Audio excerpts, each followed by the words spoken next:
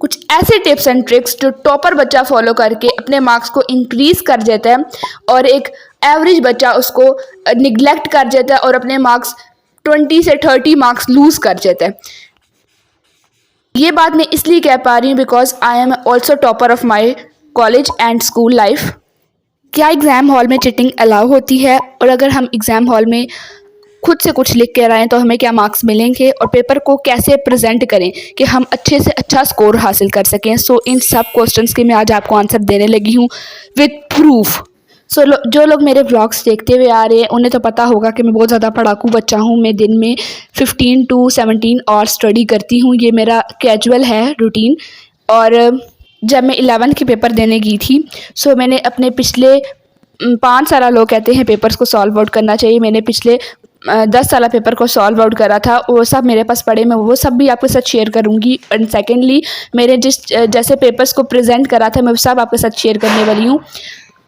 और मेरा यही है कि चीटिंग बच्चे कर रहे होते थे हमारे आसपास और मुझसे भी काफ़ी ज़्यादा बच्चे पूछते थे, बट मैं अपना पेपर किसी को नहीं दिखाती थी। उसका जो मेन रीज़न ये है कि पूरा साल वो लोग मस्ती करते थे और मैं पूरा साल एकदम खींचती थी अपने आप को, एकदम अपने ब्रेन को यूज़ करती थी और मैंने बहुत ज़्यादा हार्ड वर्क करा था। चीटिंग लाइक बच्चा आपको कभी चीटिंग नहीं करवाएगा।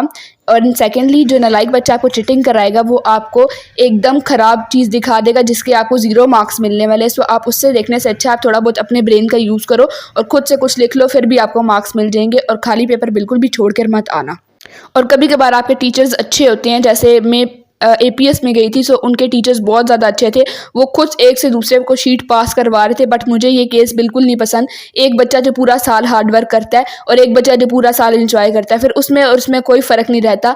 इसलिए मुझे ये केस नहीं पसंद चीटिंग वाला। और दूसरों से देखने से अच्छा आप खुद से अच्छे से प्रेजेंट करो। और जो मेन गलती एक दफ़ा मेरे से हो गई थी वो मैं रोल नंबर लिखना भूल गई, लेकिन फिर मैं बाद में जो टीचर्स बहुत ज़्यादा अच्छे थे उन्होंने बुला के मुझे लिखवा लिया था। मेरा यही सजेशन है आपको।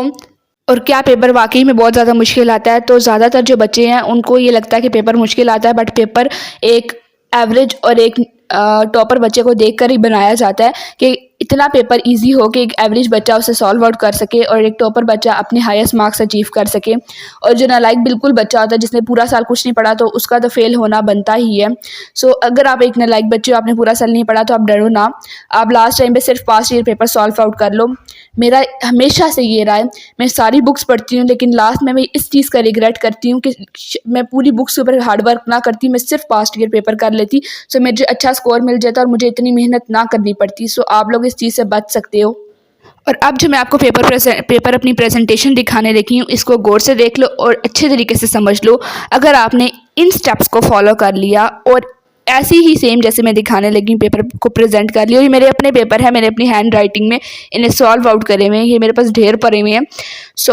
मैं आप लोगों को दिखा देती हूँ। अगर आप ऐसे सॉल्व आउट कर लेते हो, अगर आपके अच्छा भी आंसर नहीं आ रहा है या आपको आंसर नहीं आता तो भी आपको उसके फुल मार्क्स मिलेंगे, ये मेरी तरफ से गारंटी है, श्योरिटी है।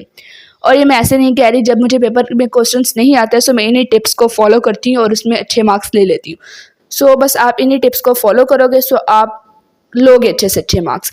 और 80% जो सिलेबस होता है वो 20% आता है, और जो 20% सिलेबस होता है वो आपको 80% मार्क्स देता है। अगर आपको 80-20 रूल नहीं पता आप लोग मेरी पिछली वीडियो में मैंने इससे रेलिवेंट बनाया हुआ देख सकते हो, बट मैं आपको ऐसे ही बता देती हूँ। 80-20 रूल होता है कि जो अगर आप 20% सिलेबस है, यानी पास्ट पेपर का जो सिंपल सिलेबस है, अगर वो आप कर लेते हो तो आपको 80% मार्क्स मिल जाएंगे, फिर आपको ज़्यादा खपने खपाने की ज़रूरत नहीं होती। मैं दिखाती हूँ, ये है मेरे पेपर प्रेजेंटेशन और ये है मेरे पेपर्स। मैं अपने पेपर्स को ऐसे प्रेजेंट करती थी, अगर कोई डिफरेंस आ जाता है तो उनके बीच में लाइन लगा के मेंशन करना, और एक एक जो है ना वर्ड जो कॉमन है उनको अंडरलाइन करना और डायग्राम्स बनाना, और जो आंसर आए उनको मैं छोटा सा बॉक्स बना देती थी। इस तरह से मैं अपने पेपर को प्रेजेंट करती थी। और जो एग्जामिनर होता है वो उसके पास इतना टाइम नहीं होता कि वो पूरा आपका पेपर रीड करे। वो अगर देखता है पेंसिल से बच्ची ने हाईलाइट करा हुआ है और वो उसकी जो है वो की उसके पास जो होती है उससे मैच हो रहा है, वो आपको उसके फुल मार्क्स दे देते हैं। और ये रहा मेरा मैथ्स का पेपर, और वो जो था वो मेरा 9th का रिजल्ट था। मैंने जो इससे पहले पकड़ा था स्टार वाला, वो मेरा 9th का रिजल्ट था। और मैं लास्ट टाइम पर इस तरह से मार्क करती हूँ मैं अपने टेबल के आगे इस तरह से, उस टाइम पे तो मेरे पास टेबल भी नहीं होता था, 10th की बात है। सो मैं ऐसे ही अपने रूम में चिपका लेती थी। सो ये है मेरा उर्दू के पेपर की प्रेजेंटेशन। मैं इतना उर्दू में भर भर के लिखती हूँ और मैं शेर बहुत ज़्यादा ऐड करती हूँ, और एक शेर की तशरीह जो है वो मैं 2 से 3 पेजेस की कर लेती हूँ। हालांकि मेरी राइटिंग बहुत ज़्यादा स्लो है, बट अगर आप करते रहो, लिखते रहो, वही स्टडी एंड वो हेयर एंड टर्टोडाइज वाली स्टोरी की याद आ जाती है कि लिखते रहो तो एक ना एक दिन आप पहुंच जाते हो। इसी तरह से मैं लिखती रहती हूँ। और बस यहाँ तक मेरा यही था कि उर्दू का मैं इस तरह से प्रेजेंट करती हूँ। और लास्ट टाइम पे मैं अपने टाइम को ऐसे मैनेज करती थी, ये पिछले साल की निकल रही, सो मेरी पुरानी मेमोरीज रिमेंबर हो रही हैं। और इस टाइम पे मैंने अपने कमरे में बहुत ज़्यादा गन कर रखा है, ये मैंने सब कुछ निकालने के लिए ना इधर उधर से गन फिर निकाला हुआ था। सो बस इसी तरह से हम करते हैं अपने व्लॉग को यहीं पे end. So bye bye, take care and अल्लाह हाफिज़। Like and subscribe to my channel.